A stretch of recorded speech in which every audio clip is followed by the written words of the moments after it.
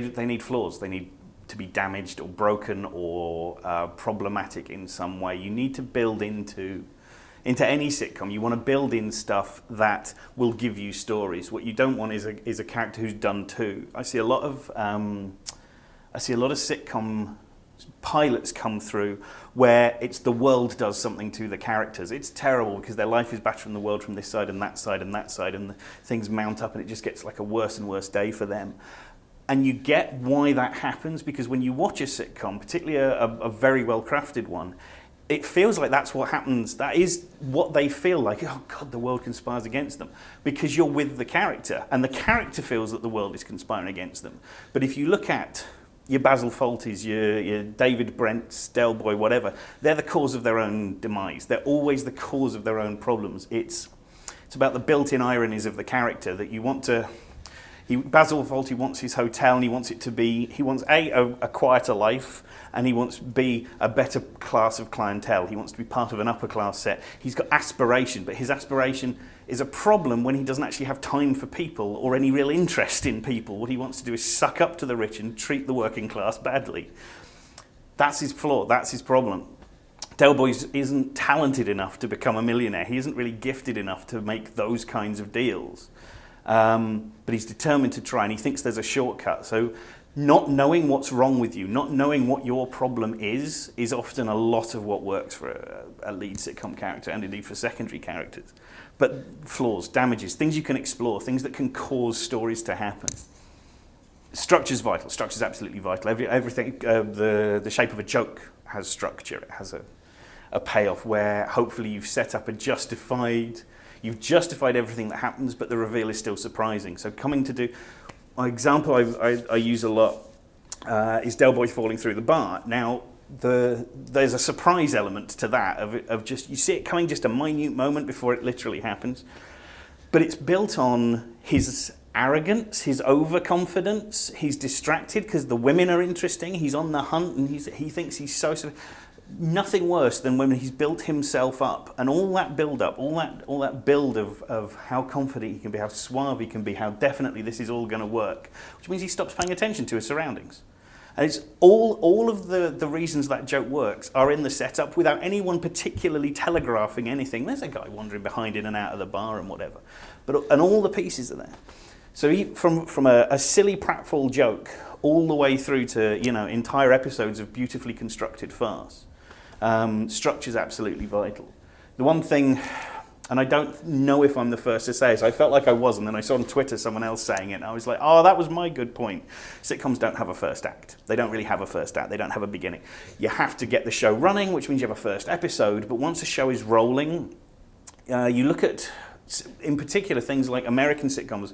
They will use their pre-title sequence, the gag that happens before the opening titles, to set up the thing that's important about the character that week. So if you want to do a story about Phoebe going out with a meat eater, you do a Phoebe as a vegetarian joke and a severe, serious, don't hurt the animals vegetarian right at the very beginning of the show. That means that when the actual plot starts in the next thing, when a guy asks her out, story begins, you've already got the one piece of important backstory that's desperately relevant to the story you're telling. But that's about as far as it goes. Beyond that, you get straight into the thing that they're going to be doing that week. The most common problem by a leap and a mile is passive protagonists, is lead characters who, this is what I was saying before, lead characters who the world does things to, who aren't really their own problem. And I think it comes from, you write from the heart, you write from who you are and what you think of the world and what you see. And it's about being, a lot of writers are people whose gift is in observing. They're not necessarily the loudest person at the party, they're the person at the back of the party going, oh, that's interesting, and of course he thinks that because of that, they're taking stuff in. So they write sitcom pilots, and this is particularly true, I think, of stand-up comedians, actually. Great, brilliant stand-up comics that I've worked with seem to have this problem of writing protagonists who don't really do anything so much as are affected by things.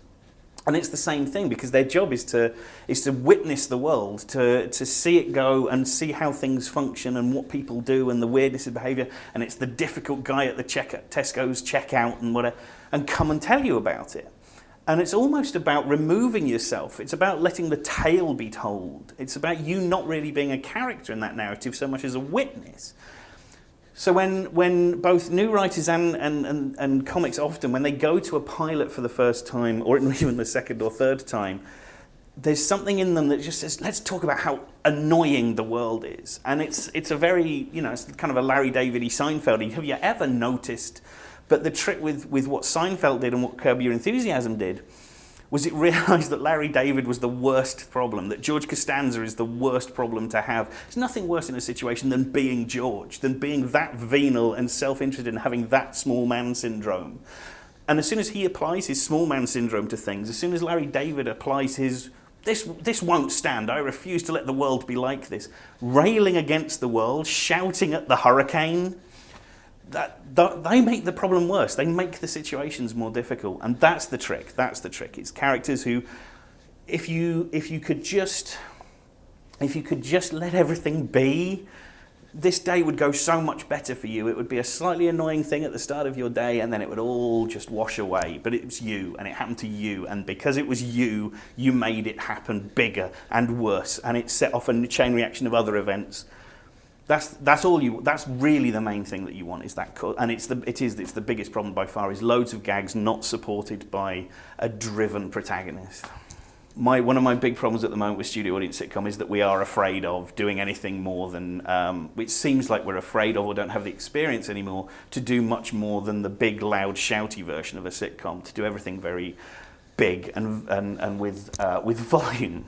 And it's a shame, because just as the mid-90s was happening, we had the Alan Partridge sitcom, which put a roof on the top and gave the set 4 walls and put everything handheld. And you had Coupling, which did the opposite. It absolutely presented it to the audience, but it did things with split screen and subtitles and all the things that they tell you, oh, you shouldn't really do that. And Red Dwarf was happening, where they were doing explosions and monsters, spaceship crashes. And still it was a live studio audience sitcom. And that ambition, I think, has been lost from modern studio audience sitcom. And I think it's a galling shame. I think there's so much more that was about to be done with the form before The Office happened and a trend veered towards single camera so much that now it's struggling to pull people back. You see people all the time saying, well, I don't need a laugh track to tell me when to laugh. It's never what a laugh track was for. The laugh track was to make the experience communal, was to make it that we were all in this together. In the same way a score on a movie isn't there to tell you that a character dying is sad. It's there to be with you while you're sad for this character dying. One notable tip, which is know the tone of the thing that you're doing. Know whether a joke works or not. No, don't just know whether the joke works, know whether it works in context.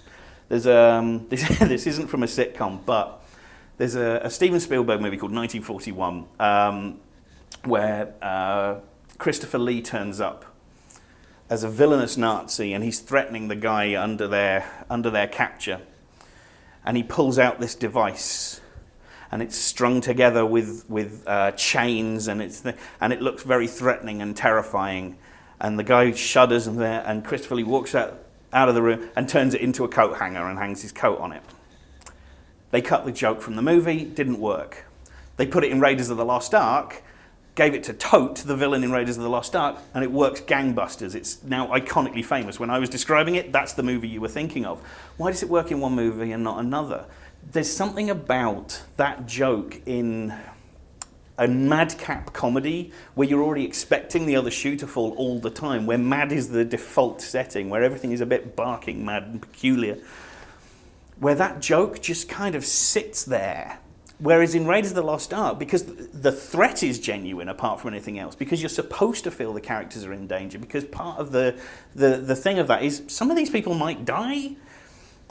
The threats of violence, and of course it's Nazis in a setting where Nazis are actually firing guns and being dangerous as opposed to being daft and incompetent. There's something about which movie you put your joke in, which sitcom you put your joke in. There are jokes that work in one show that won't work in another, and you just have to know those rules.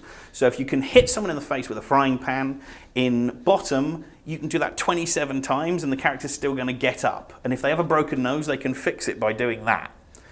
If you do it to somebody in the thick of it, they're going to have a concussion for the rest of the episode after the first hit. And knowing that that's the difference, knowing where your rules, knowing where how gravity works, how the cartoon logics work, how violence works, how swearing works, whether when a character lies, but lies like this, I definitely didn't put that in the cupboard, no.